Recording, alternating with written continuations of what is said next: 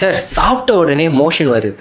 சாப்பிட்ட உடனே மோஷன் வர்றதுன்றது ஒரு நார்மல் விஷயம் கிடையாது தான். பட் ஒரு நாளைக்கு எத்தனை தடவை வருதுன்றதை பேஸ் பண்ணி தான் அது நார்மலா இல்லை அப்நார்மலான்னு நம்ம சொல்ல முடியும். ஒரு நாளைக்கு 2 வாட்டி மோஷன் போகிறதுன்றது நார்மல் தான். பட் அவங்களே மோஷன் மோர் தேன் 3 டைம்ஸ் போகிறாங்கன்னா இட் இஸ் அன் அப்நார்மல். இந்த வயிற்றில் இருக்க பிரச்சனையை சால்வ் பண்ண என்ன சார் வழி?